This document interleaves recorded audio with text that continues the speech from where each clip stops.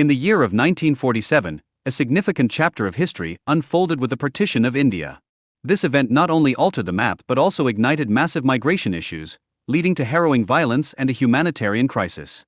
Imagine millions of families, uprooted from their homes, forced to flee due to deep-seated religious and ethnic conflicts.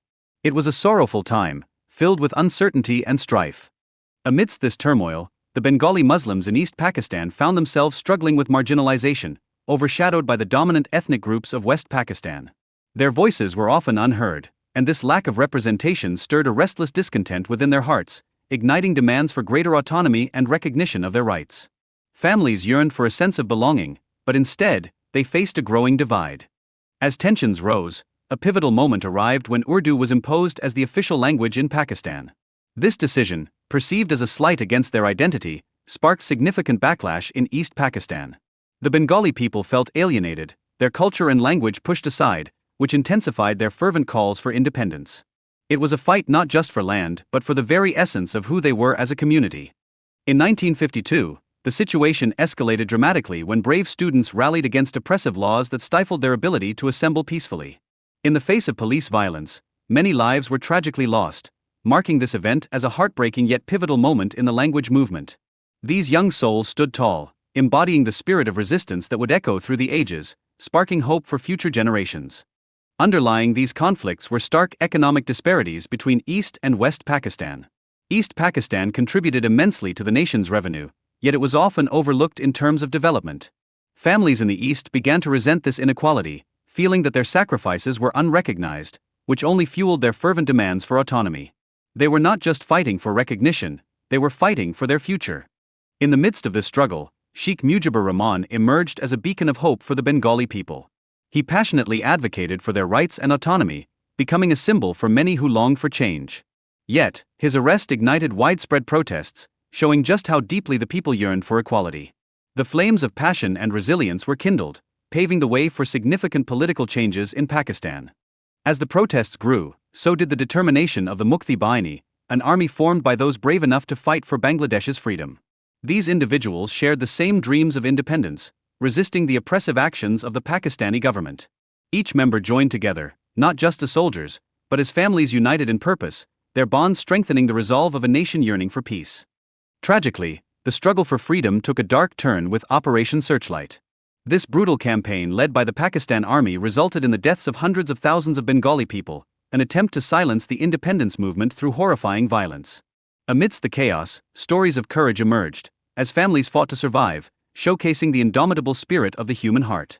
As a consequence, a massive refugee crisis unfolded, with millions fleeing to India. This created substantial humanitarian and economic challenges for the Indian government, as families crossed borders in search of safety and solace. Each refugee carried their stories, their hopes, and their dreams for a better tomorrow, intertwining their fates with those who welcomed them. In this intricate web of human experience, Indira Gandhi made a strategic decision to intervene in Bangladesh, driven by humanitarian concerns and the geopolitical climate of the time. This moment set the stage for India's military involvement, a pivotal choice that would shape the course of history. Families across the region held their breath, hoping for a change that would bring peace. As the Indian army began training the Mukti Bahini, they focused on guerrilla warfare strategies, preparing them to stand firm against the Pakistan army. This support was not just tactical, it was a lifeline for many who dreamt of freedom. Families prepared themselves for the coming battle, believing in a brighter future where their voices would finally be heard. But the conflict escalated further when Pakistan launched Operation Changes Khan, targeting Indian airfields. This prompted a direct military response from India, marking a significant turning point in the dynamics of the war. Families on both sides felt the weight of uncertainty, as the world around them became a battlefield, and the outcome remained unknown. During this tumultuous time, the presence of INS Vikrant sent ripples of fear through the Pakistan Navy. This aircraft carrier, with its advanced capabilities, had the potential to alter the tide of the war. Its strategic positioning in the Bay of Bengal was crucial, representing strength and a glimmer of hope for Indian families who wished for an end to the conflict. The battle at Lonjwala shone a light on the extraordinary bravery of Indian soldiers, particularly Major Kuldeep Singh Chandpuri. He led a small contingent of men against overwhelming odds, successfully defending their position and showcasing the spirit of courage. Their defensive strategy became a testament to what unity and determination could achieve, inspiring families everywhere. Then came Operation Trident, followed by Operation Path, both showcasing the Indian Navy's remarkable capability for coordinated attacks.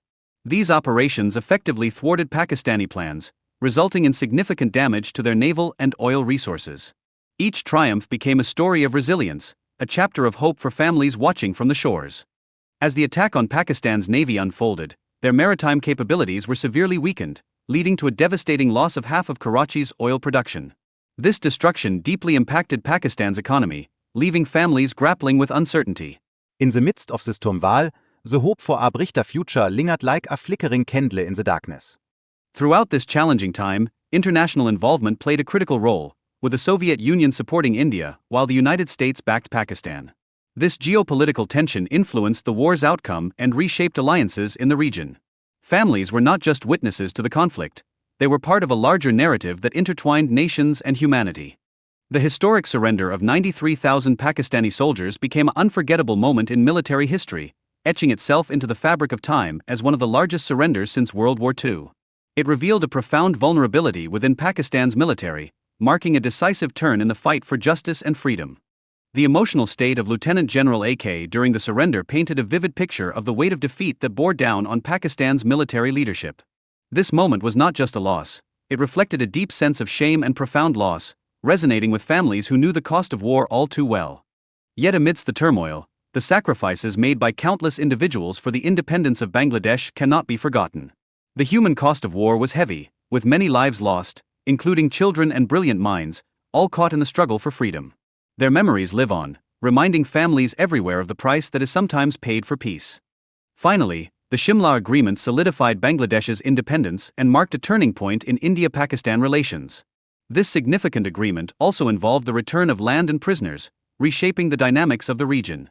Families across both nations breathed a sigh of relief, hoping for a chance to heal and build a brighter future together.